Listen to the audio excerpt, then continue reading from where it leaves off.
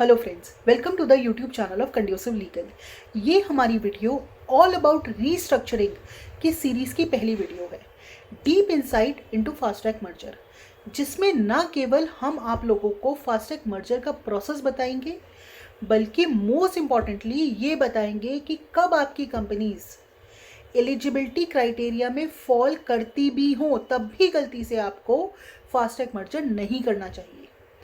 इस सीरीज़ में हम मर्जर्स, डीमर्जर्स, रिवर्स मर्जर, डिसइन्वेस्टमेंट और स्लम सेल सब डिस्कस करेंगे। यानी रीस्ट्रक्चरिंग के बारे में सब कुछ हम इस सीरीज़ में डिस्कस करने वाले हैं, ना केवल उनका प्रोसेस बल्कि more importantly how to fully execute any restructuring exercise. Pre prep के साथ साथ हम आपको पोस्ट रीस्ट्रक्चरिंग कंप्लाइंसेस के बारे में भी बताएंगे। Means this is going to be a full package. आज के टॉपिक में आगे बढ़ने से पहले आई विल रिक्वेस्ट कि अगर आपने अब तक हमारे चैनल को सब्सक्राइब नहीं किया है तो प्लीज़ इसे सब्सक्राइब कर लीजिए और इस वीडियो को, जो भी वीडियो या फिर आप हमारे चैनल पे देखते हैं, उसे लाइक ज़रूर किया कीजिए, बिकॉज उससे हमें थोड़ा सा मोटिवेशन बना रहता है।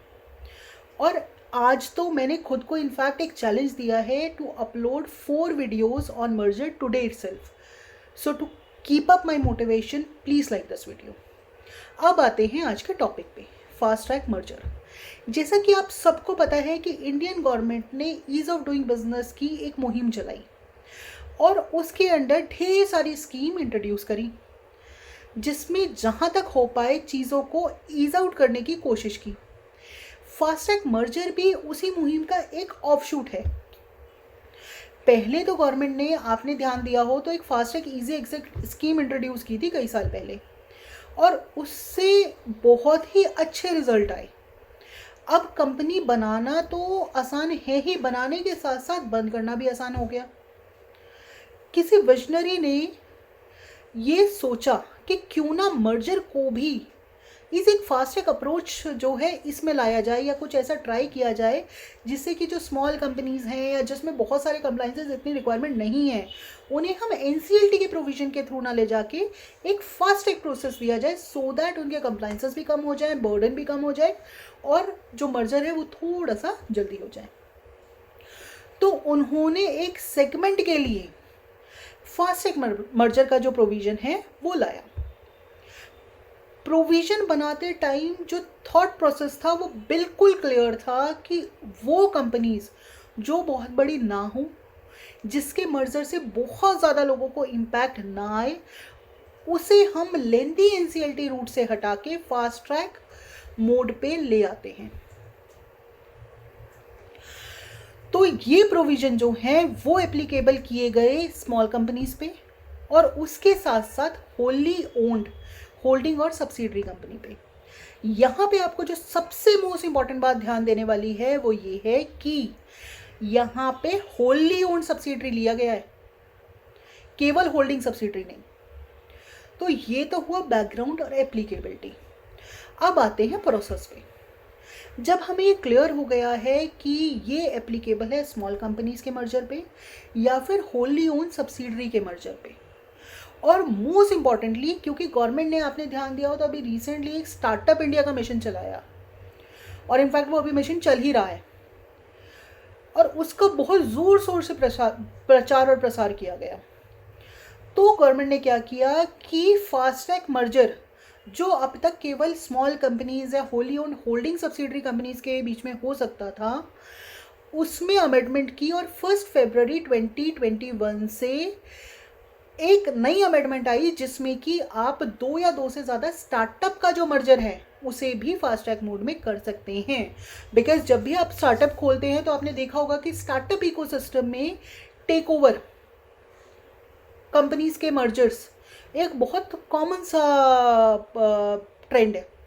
तो उसे ईज आउट करने के लिए सरकार ने एक नया प्रोविजन इस फास्ट ट्रैक मर्जर वाले प्रोविजन में ऐड किया कि अगर आप 2 या 2 से ज़्यादा स्टार्टअप का मर्जर करना चाहते हैं तो भी आपको एनसीएलटी जाने की ज़रूरत नहीं है, आप हमारे पास आइए और आप अपना मर्जर करा लीजिए। और इसी के साथ अगर कोई स्टार्टअप किसी स्मॉल कंपनी के साथ भी मर्ज करना चाहती है तो उसे भी आप फास्ट ट्रैक मर्जर में ले जा सकते हैं।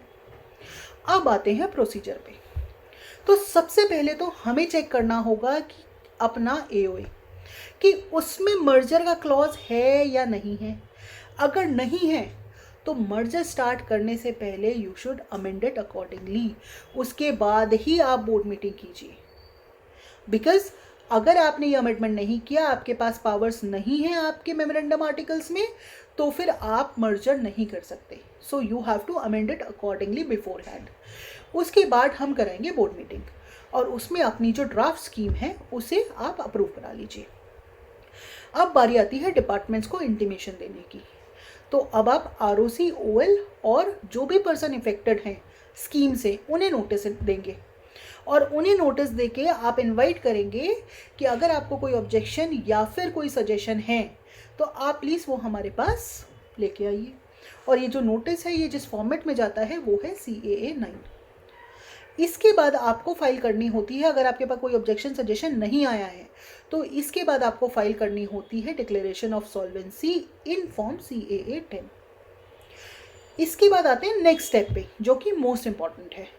अगर आपके पास 90% इन नंबर शेयर होल्डर्स और 90% इन वैल्यू क्रेडिटर्स, यहाँ पे ध्यान रखिएगा शेयर होल्डर में नंबर्स की बात की है, क्रेडिटर में वैल्यू की बात की है, की NOC है, तो आपको शेयर होल्डर और क्रेडिटर की मीटिंग जो है वो एग्जम्प्ट हो जाएंगी और आपको ये दोनों मीटिंग नहीं करानी पड़ेगी। और बाई चांस अगर आपके पास ये नहीं है तो आपको ये दोनों मीटिंग करानी पड़ेगी और मीटिंग में ये स्कीम अप्रूव करानी पड़ेगी। फिर यहाँ पे ध्यान रखिएगा कि मीटिंग में भी जो अप्रूवल है वो 90% of number of share holders और 90% वैल्यू ऑफ क्रेडिटर का कराना ही पड़ेगा। और मीटिंग में अप्रूवल के बाद विदिन 7 डेज आपको जो अप्रूव्ड स्कीम है और ये जो मीटिंग का रिजल्ट है इसकी जो रिपोर्ट बनती है उसे फाइल करनी होगी CA 11 में, RD के पास और ROC के पास फाइल करनी होगी ये आपको GLN 1 में। OL के लिए कोई स्पेसिफिक फॉर्म या फॉर्मेट नहीं है तो you have to submit the hard copy of the same. इसके बाद इफ RD डीम्स फिट तो आपका जो मर्जर है उसका ऑर्डर आ जाएगा and then you have to file this order in INC 28। अब यहाँ पे एक बहुत इंपॉर्टेंट बात आती है जो शायद बहुत जगह इग्नोर की गई है या ये कह लीजिए कि बहुत जगह पे हम लोग इस प्रोविज़न का फ़ायदा नहीं उठा पाते। इस सेक्शन के अंडर RD के पास पावर है कि 1% उन्हें लगता है कि this merger is not fit for fast track merger, then RD has a power to refer it to NCLT। तो RD NCLT के पास उसे रेफर कर सकता है और NCLT देन उसे अकॉर्डिंगली आगे प्रोसीड करेगी। और यहाँ पे जो मोस्ट इम्पॉर्टेंट ध्यान देने वाली बात है वो ये है कि मर्जर भले ही आपका फास्ट ट्रैक का हो, ऑर्डर का जो एडजुडिकेशन है, ऑर्डर जो है उसके एडजुडिकेशन कराना मत भूलिएगा, बिकॉज स्टैंपिंग जो है उससे आपको कोई भी एग्जम्पशन नहीं मिली है और अगर आप स्टैम्प ड्यूटी पे नहीं करते हैं ऑन ऑर्डर ऑफ मर्जर तो आपकी जो पेनल्टी है वो 10 टाइम्स तक हो जाती है। ये तो बात हुई प्रोसेस की। अब आते हैं इस वीडियो के सबसे इंपॉर्टेंट एस्पेक्ट पे। फास्ट ट्रैक मर्जर सुनते ही कितना इजी लग रहा है और हम सोचते हैं कि चलो अगर कोई मर्जर हमने नहीं भी किया है तो let's just start with the fast track merger. Because बहुत बार ऐसा होता है कि हम लोगों को NCLT में अपेयर होते हुए तो एक हेजिटेशन होती है, लेकिन RD से तो पहले भी अपन ने बहुत सारे काम कराए होते हैं, शिफ्टिंग कराई होती है या कुछ और भी ऐसे काम कराए होते हैं, तो हम लोग ये सोचते हैं कि चलिए फास्ट ट्रैक मर्जर से शुरू करते हैं, एटलीस्ट एक नया एवेन्यू भी खुल जाएगा और 1% कोई दिक्कत भी आई तो RD में तो हम फिर भी मैनेज कर लेंगे। बट फास्ट ट्रैक मर्जर की कुछ अपनी टेक्निकलिटीज़ हैं जिसका आपको अपना जो मर्जर है या ये कह लीजिए ये जो काम है उसे शुरू करने से पहले ध्यान देना होगा। ये चीज़ें बहुत ही इम्पॉर्टेंट हैं। ये ना कि बस कि आपने ये नहीं करना है कि आपने बस देखा कि स्मॉल कंपनी है या होल्डिंग सब्सिडरी है या स्टार्टअप है तो जल्दी अपना फास्ट ट्रैक मर्जर कराएं। फास्ट ट्रैक मर्जर की अगर आप प्रोविज़न पढ़ते हैं तो उसमें 90% of number of share holders का अप्रूवल चाहिए।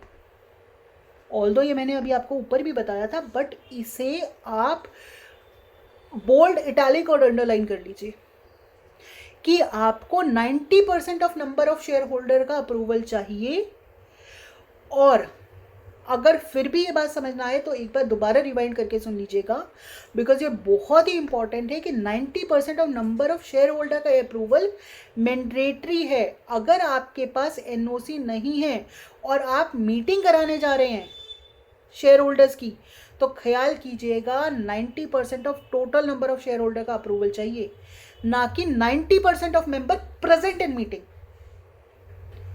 अगर आपको किसी लिस्टेड कंपनी का और उसकी सब्सिडरी का मर्जर कराना है तो वो तो हो नहीं सकता आरडी के थ्रू फास्ट ट्रैक मर्जर में, बिकॉज प्रैक्टिकली जहाँ पे भी आपका जो शेयर होल्डर बेस है वो बहुत ज़्यादा बड़ा है, जहाँ पे आपके नंबर ऑफ मेंबर बहुत ज़्यादा हैं, वहाँ पे प्रैक्टिकली 90% लोग कभी भी मीटिंग तक आते ही नहीं हैं, तो उनका अप्रूवल लेना तो आप भूल ही जाइए।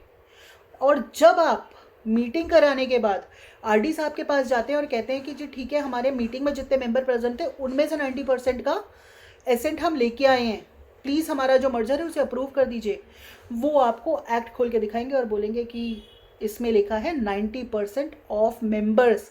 ये कहीं पे भी नहीं लिखा फास्ट ट्रैक मर्जर के प्रोविजन में कि 90% of the member present in meeting, जबकि नॉर्मल कोर्स में जो एनसीएलटी वाला मर्जर होता है उसमें 90% ऑफ द मेंबर प्रेजेंट में आपको जो है अप्रूव कराना पड़ता है, बट इसमें ऐसा कोई प्रोविज़न नहीं है। तो मेक श्योर कि आपके पास 90% लोगों का एनओसी हो या असेट हो।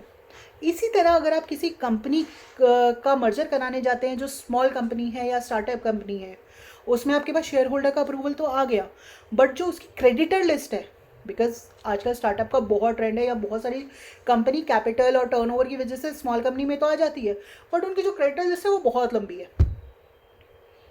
या ये कह लीजिए टू बी मोर प्रिसाइज लंबी के साथ साथ स्कैटर्ड है, मतलब जो उसका क्रेडिट है वो बटा हुआ है, 5%, 10%, 20%, 25% ऐसे करके वो अलग अलग लोगों में बटा हुआ है। तो भी आपको प्रैक्टिकली एनसीएलटी के पास ही नॉर्मल रूट से मर्जर कराना चाहिए, बिकॉज इसमें भी आपको सेम प्रॉब्लम आएगी।